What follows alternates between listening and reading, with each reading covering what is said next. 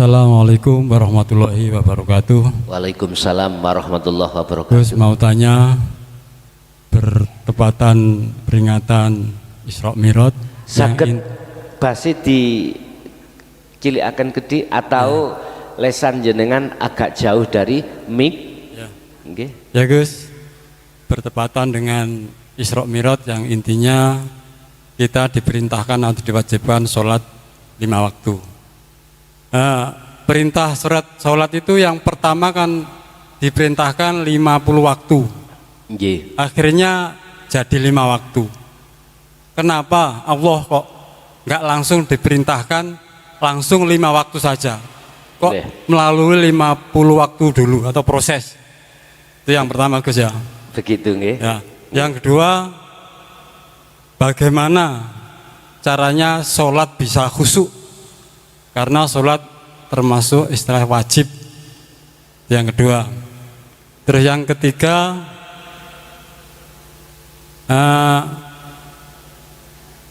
menjadi anak yang soleh itu menurut hakikat itu gimana? Bagaimana? Ya. Kita aja Gus. Assalamualaikum warahmatullahi wabarakatuh. Waalaikumsalam warahmatullahi wabarakatuh. Memang miturut hikayah sholat 5 waktu itu bermula dari 50 waktu. Ada hadis yang menyatakan walaupun 5 waktu fadlnya itu sama dengan 50 waktu. Kalau hikayahnya itu sampai menjadi 5 waktu itu ketika beliau pertama kali menerima 50 waktu beliau turun Rasulullah. Bertemulah beliau para nabi dan para rasul yang intinya akhirnya menjadi 5 waktu karena umatmu Muhammad tidak akan pernah kuat. Kalau 50 waktu kapan kerjanya? Ibu-ibu gak kau bermasak. Nggih Bu nggih? Ini maksudnya secara pandangan syariah wonten mriku. Tetapi bagaimana caranya walaupun 5 waktu itu bisa fadlnya itu 50 waktu. Bagaimana caranya?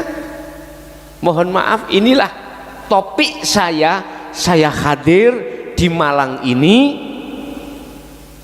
untuk menjadikan 5 menjadi 50. Kita 1 hari 1 malam Bapak Ibu, Allah kasihkan waktu kita 24 jam gitu, masa 24 jam.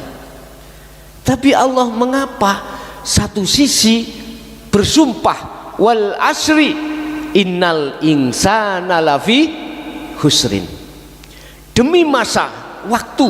Nah ini gini, kalau 1 hari 1 malam 24 jam, innal insana sak temene banyak menungso, sesungguhnya banyak manusia iku lafi khusrin, sungguh merugi. Mengapa dikatakan merugi? Karena kita rohaniah sering lalai pada Allah. Bagaimana kita bisa fadl sampai 40 waktu?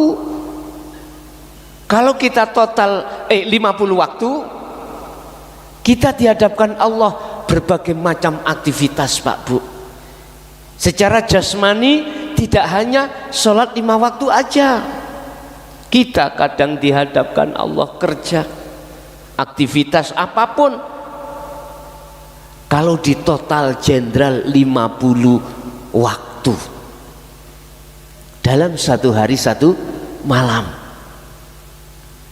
Maksudnya di situ, jadikanlah semua ini sebagai nilai ubudiyah, ibadah di mata Allah yang makbulah, yang diterima Allah. Bagaimana caranya? Syaratnya ibadah itu di mata Allah diterima sebagai ibadah yang diterima oleh Allah. Makanya sering toh kita kerja diniati ibadah lah gitu dah, memberikan nafkah anak dan istri itu diniati ibadah. Bapak Ibu, ibadah itu dari kata abdun, kawulo. Jenengan kudu ngakoni kekawuloan jenengan. Kita itu harus jadi budaknya Allah, jangan menjadi budaknya hawa nafsu. Abdun, hamba, budaknya Allah. Budak itu harus mengikut, manut terhadap juragan, Pak. Harus mengikut. Allah menyuruh ke barat, ke barat. Allah menyuruh ke timur, ke timur. Kadang-kadang kita enggak Allah kasih kita dalam acara gini, misalnya dikasih hujan daweres, ora eneng sing teko, tidak ada yang datang 3, panitia mboten greges. Umpama katanya kita abdun, katanya kita budaknya Allah, katanya semuanya itu ada atas dasar Allah. Kadang-kadang kita mengeluh, nggih Pak Bu, nggih, ketika saat Allah kasih takdir terhadap kita yang qobdi nggak enak, hati kita mengeluh, susah, gelisah. Sekarang saya tuntut, katanya kita sebagai budaknya Allah kudu nganut. Lah kok ono perkara sing ganjel. Itu semata-mata itu tadi kembali, andai kata di dalam diri kita tidak ada nafsu yang mengajak kejelekan, aku yakin jenengan kali kula selalu hatinya koneksi, selalu hatinya tawajuh, selalu hatinya menghadap, bersaksi hanya pada Allah. Nabi Adam, andai kata iblis gak ono, andai kata lo ya, secara ilmiah gak mungkin Nabi Adam ada di dunia. Biang keroknya itu iblis. Itu sebabnya. Secara akal, secara ilmu, andai kata iblis tidak menjerumuskan terhadap Nabiullah Adam, gak mungkin Adam itu keluar diusir Allah dari surga ke dunia. Andai kata seperti itu, Pak, mohon maaf, gak ada, gak mungkin ada perang yang terjadi di dunia. Nyaman-nyaman saja kita di surga, tak gitu nggih? Terus lah nek ngoten Gusti Allah sadurunge ndadekno Adam iku ada asbabun nuzulnya ayat kok.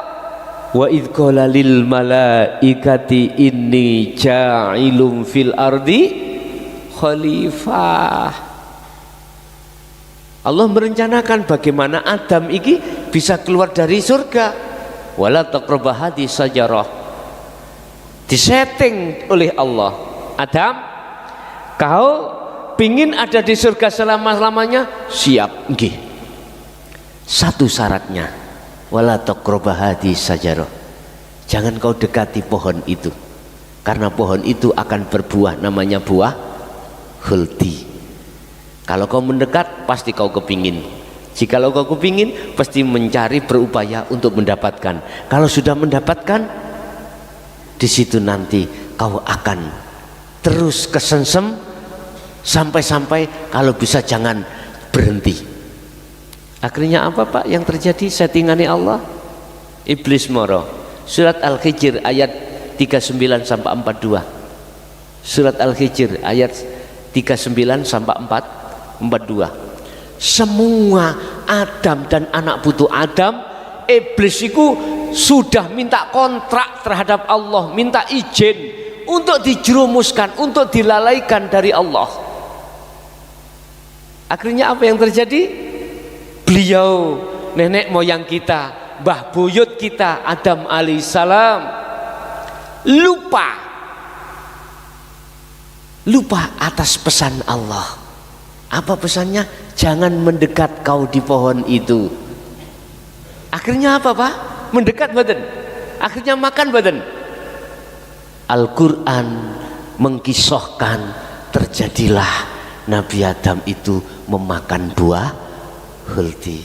Terjadilah kita mensukai kesenangan dunia. Wa zuyyina lin-nasi hubbus syahawah.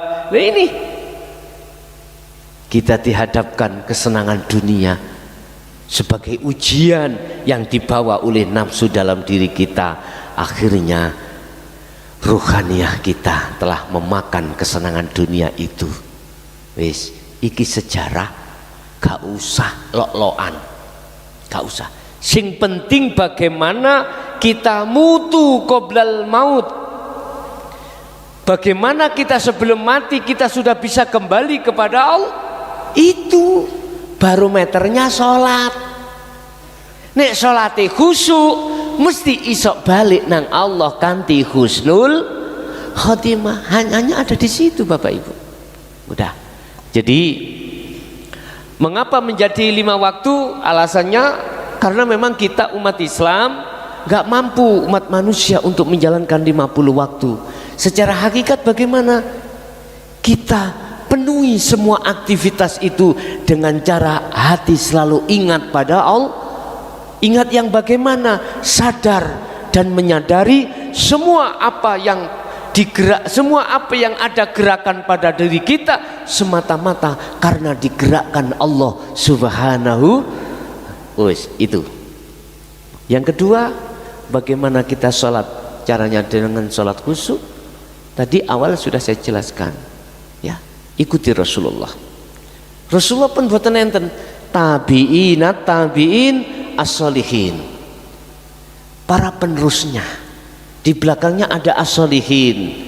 Secara syariat kita katakan ulama warasatul al-ulama warasatul anbiya. Itu kita ikuti. Tapi yang ada as-solihin apa? Jenengan jangan mengikuti, meminta wejangan hanya secara syariah saja, tetapi juga secara ruhaniyah. Tolong mintalah secara ruhaniyah juga.